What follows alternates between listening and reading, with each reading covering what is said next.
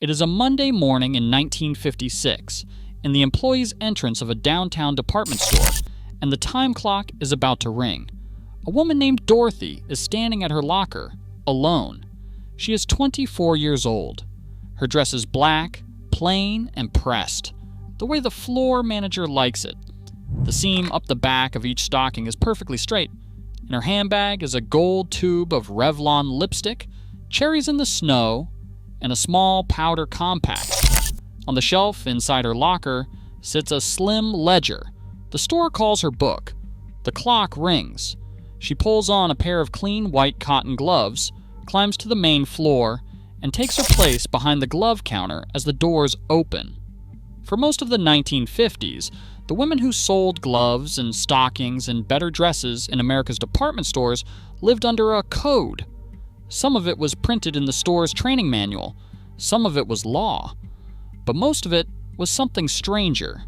Rules no one ever wrote down that everyone on the floor knew, and that a salesgirl who broke them quietly found her years behind the counter shorter than the ones who did not. This is a countdown of 12 of those rules. We'll start with the small ones, the white gloves, the lipstick, the straight seam, and end on the rule that ended careers.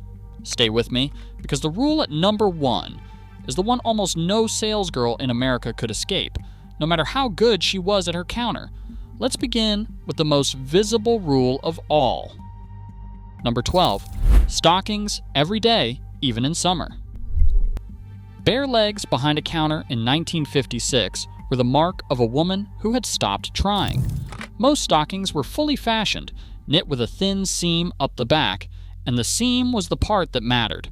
Pantyhose did not yet exist.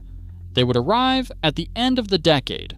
Until then, every stocking was held by a garter clipped to a girdle. No manual required it. Every other woman on the floor enforced it. Number 11. The girdle. The smooth line from waist to hip was not the shape of her body. It was the shape of her foundation. The grooming checklists taught in the department store charm schools, the ones Filene's and Jordan Marsh ran for their own salesgirls, listed it plainly among the daily essentials. No one checked it. She checked it herself because every other woman on the floor had assembled the same line the same way. Number 10. Hat and gloves to the floor, gloves off at the counter. The 1950s were the age of white gloves, and a woman without them was not properly dressed. She wore clean gloves on the street, usually cotton, washed in the sink each night. Then she pulled on a fresh pair to work in, because bare hands were not to touch the better merchandise. None of this appeared in any manual. All of it was enforced by every other woman in the department. Number 9. Lipstick. Done before the doors and kept done. A saleswoman left home with her mouth finished and never let it fade across a 10-hour day. Revlon made the color part of the decade. Cherries in the Snow arrived in 1952, the same autumn as Fire and Ice, the campaign Richard Avedon shot for Vogue. No floor manager ordered it, but the salesgirl who let her mouth go bare learned it by closing, because someone, usually another woman, would tell her kindly that she looked tired. Tired was the word used in 1956 for a woman who had not refreshed her lipstick. Number 8. The black dress. A saleswoman did not dress for herself. She dressed to disappear behind the merchandise. In most stores, the rule was a plain dark dress, almost always black, with no pattern to pull the eye from the goods. One woman remembered her mother selling at a great downtown store. The saleswomen there had to wear black. The dress made her the frame, never the picture. It was enforced by the floor manager, who could send a girl home to change. Number 7. Stand and never sit. A saleswoman behind the counter stood through the morning rush and the dead hour after lunch, in heels, all day. A girl found sitting looked idle. Reformers had fought for decades to put seats behind the counter, and a few states even passed laws requiring them. But a chair that existed and a chair a woman was permitted to use were two different things. The standing was the job, enforced by every floor walker who counted the women on their feet. Number 6. Miss until you married, and Mrs. for the customer. A woman's marital status followed her onto the floor. She was Miss until the weekend she married, and on Monday, she was Mrs. A good salesgirl knew her regulars by their married names and used them. Amy Vanderbilt's Complete Book of Etiquette, published in 1952, governed exactly this order of address. There was no law and no line in the manual. There was only the rule everyone had learned at home. We're halfway down, and something has been quietly building. The rules so far were about appearance and form, kept by the saleswoman herself, in her own time, paid for out of her own thin wages. The rules that follow are different. The rules that follow are the ones the store kept and the country kept. Number 5. The book, the quota, and the push. Every saleswoman carried a quota, and the historian Susan Porter Benson, who studied this work in detail, found the women hit their targets with remarkable consistency. The store fought to control that skill with money through commission, quota bonus schemes, and push money, a few cents a sale to move slow goods. Her performance was recorded in the ledger the store called her book. A thin book meant a conversation with the floor manager, and everyone knew which conversation that was. Number 4. The 2-track floor. The selling floor was a hierarchy. Better dresses, furs, and fine millinery sat at the top, where the commissions followed.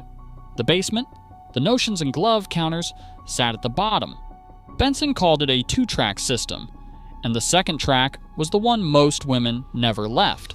A girl could be quick, accurate, and loved by her regulars, and still spend 20 years on the same low counter. The skill was real. The latter, for most of them, was not. Number 3. The dollar she was paid. The clearest rule was written on her paycheck, in a smaller hand than a man's. In manufacturing, women's median earnings fell from 66 cents on a man's dollar in 1945 to 53 cents by 1950. Selling floor wages tracked at the bottom. A saleswoman could outsell the man 2 counters over and take home less. The number was the institution's quiet verdict on the value of the woman at the counter. Number 2. The Monday after the wedding. The practice had a name, the marriage bar, and it meant a woman was let go when she married. The economist Claudia Golden found that at their height, roughly 35% of female employees worked for firms that would not keep them once they married. By 1956, the bar was fading, but in pockets, it still held, and many a salesgirl kept her plans to herself until the ring could no longer be hidden. Which brings us to number 1. And the strange thing about number 1 is that by 1956, it was no longer a written rule anywhere in the country. Number 1. The understanding that the work was temporary. Whatever a woman did on the floor, the assumption underneath it, shared by the store, her family, and often herself, was that the work was a phase. The selling was real. The skill was real. But the career was not assumed to exist for her. The pay gap the Equal Pay Act would finally name in 1963, 59 cents on the dollar, was the arithmetic of that assumption. You don't build a career for a worker you expect to leave, and so the store didn't. So which of these were law, which were policy, and which were simply what everyone did? The quota and the book, the 2-track floor, the wage, the marriage bar, those were policy, enforced by managers. The stockings, the girdle, the white gloves, the lipstick, the black dress, the standing, the change from Miss to Mrs., those were custom, unwritten, more powerful than any policy, because no one ever had to write them down. Dorothy at the glove counter was following everyone at once, and she had her lipstick, her gloves, a small powder compact, a charge-a-plate tray, and a sales book, and a Monday morning ahead of her in 1956. If this brought back a memory, a charge-a-plate, a white cotton glove, a sales book open on a counter on a Monday morning. Hit subscribe. There's more forgotten honest history like this waiting for you, and the next story is ready when you are.